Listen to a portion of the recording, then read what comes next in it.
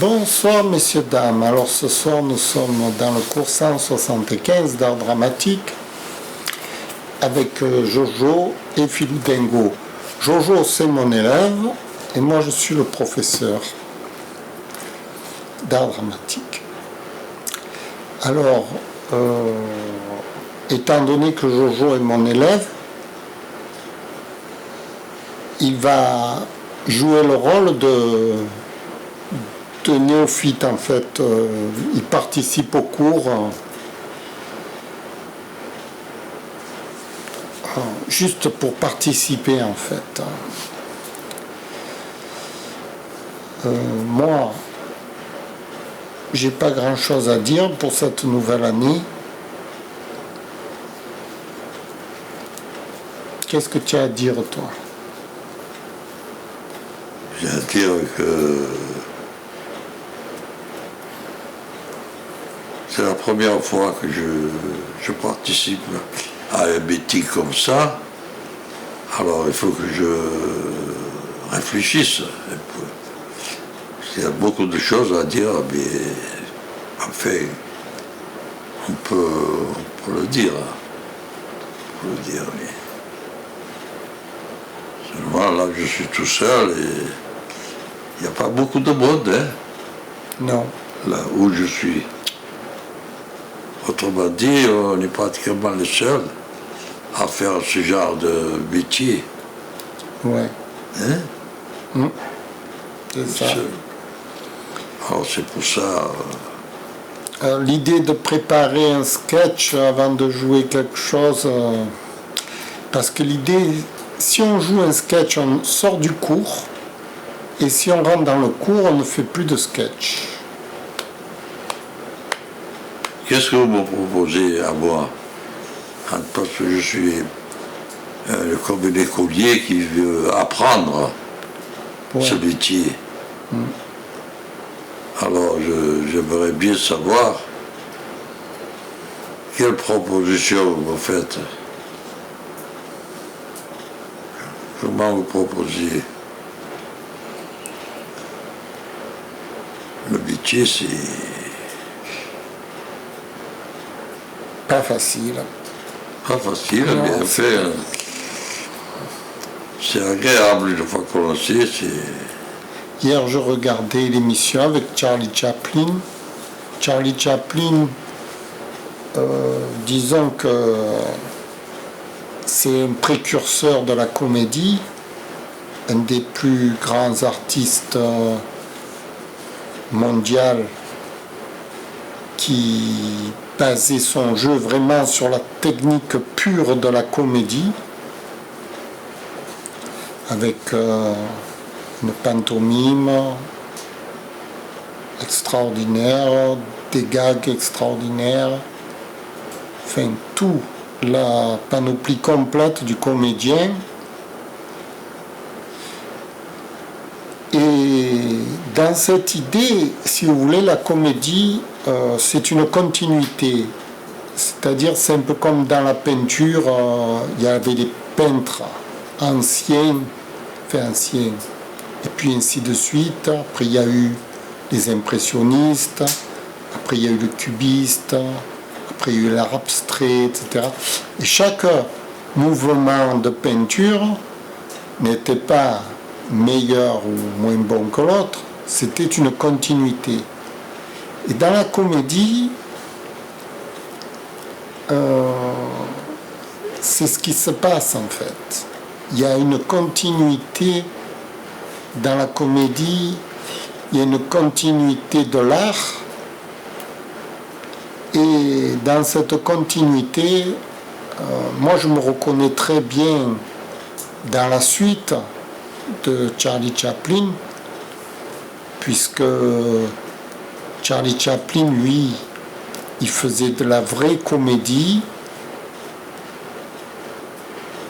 et alors parce que pour faire ce qu'il faisait, il donnait toute son énergie dans sa préparation de son jeu, il consacrait toute sa force, on va dire, son art là-dedans, dans cet épanouissement.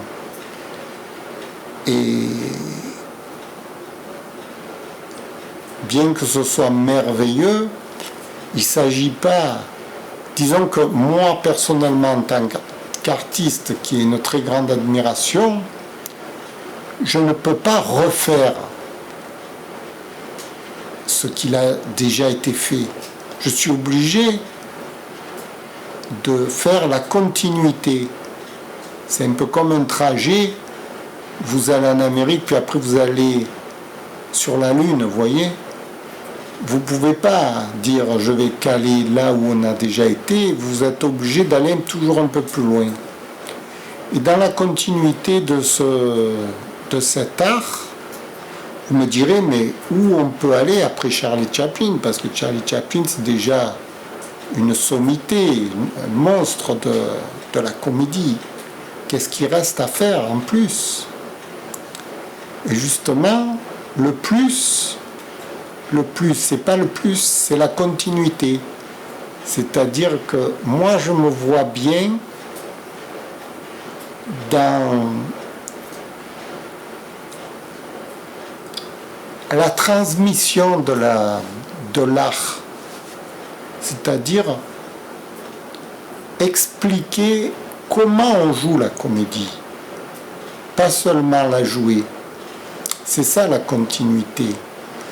Parce que si Charlie Chaplin aujourd'hui il était vivant, il aurait probablement aimé expliquer comment il monte ses tours au public, comment il joue la comédie, plutôt que de refaire toujours des gags, de refaire des gags et refaire des gags en perpétuel.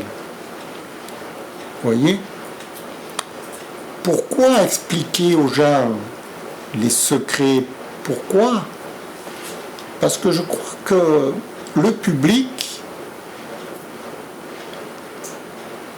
essentiellement, s'il aime regarder la comédie, c'est parce que il a besoin de lui-même, devenir lui-même comédien. Il a besoin de s'inspirer des comédiens pour vivre sa vie. C'est un art de vivre. La comédie, c'est un art de vivre. Cet art de vivre, il ne faut pas seulement le regarder, il faut aussi l'expérimenter. Voilà. Alors, mon père, il est à côté de moi. Si on en revient, mon père, bon, je le mets là parce que, disons que je lui fais un peu plaisir, on va dire. Voilà. Je ne joue pas tout seul devant la caméra. J'ai un personnage avec moi. En même temps, ça me permet, ça peut être intéressant pour le spectateur d'avoir un écho avec ce que je dis. Un écho réel, quoi, avec disons, un candide. Quelqu'un qui sait pas qui arrive dans un milieu, qui ne comprend rien. Et de voir comment on peut réagir par rapport à ce personnage, par rapport à une comédie. Voilà. Mais c'est toujours à but d'enseignement. Parce que là, on est dans un cours tout de même. Un cours d'art dramatique. Voilà. C'était tout le message de ce soir. Bon, après, j'aurais pu vous présenter un petit sketch en plus, mais j'ai pas eu le temps vraiment de mettre au point un sketch, une distraction. Avec mon père, j'avais très difficile, parce que pour mettre en scène un sketch à deux, par exemple,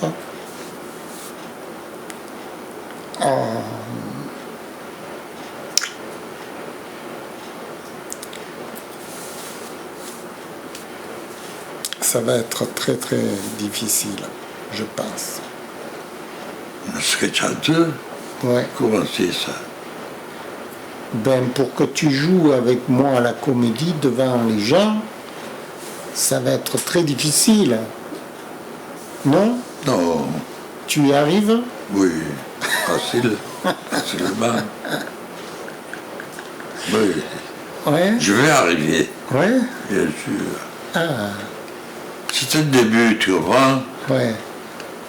j'ai pas l'habitude, moi, de faire ça. Non. Moi, mon métier, c'est autre chose à côté de ça. C'est pas... Voilà. Tu avais l'habitude de parler aux gens plutôt. Voilà. Ah, une caméra.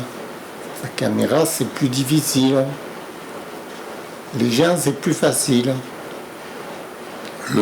Les gens, les clients du magasin, c'était plus facile pour toi de discuter.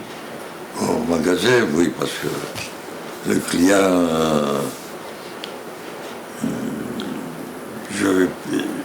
j'étais plus au courant de la conversation, parce que j'avais l'habitude de recevoir les gens. Ah ouais. Alors, quand j'avais un client, je le perfectionnais, vous voyez. Je donnais du courage. Alors pourquoi je vous dis, c'est la continuité, parce que enseigner l'art dramatique, ça ne peut être que la continuité de l'art dramatique. Il ne s'agit pas simplement de jouer la comédie, à mon sens. Il s'agit aussi de l'expliquer au public.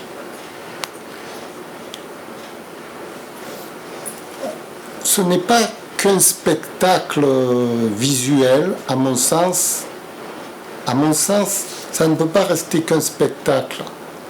Ça demande des explications. Pourquoi ?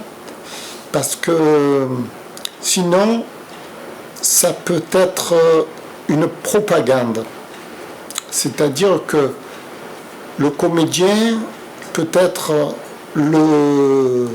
la marionnette d'un metteur en scène ou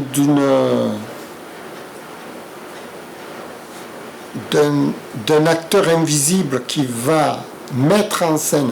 Je vous donne un exemple. Quelqu'un qui voudrait abrutir la foule, un dictateur, il va mettre des artistes qui disent que des bêtises à la télévision, qui font rire le public sur des âneries plus grosses que n'importe quoi, pour abrutir le peuple.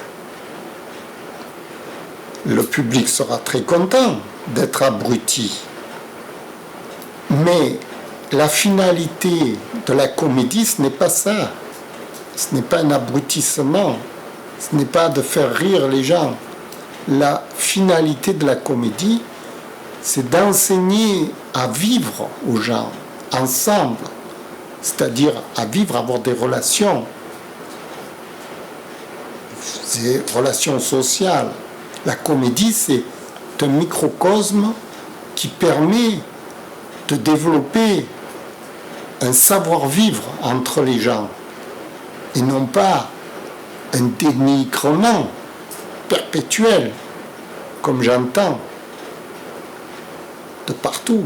Parce que, justement, on n'explique pas le bénéfice de jouer la comédie, on n'explique pas le bénéfice qu'il y a à être un bon comédien, on n'explique pas les raisons qui poussent à apprendre la comédie.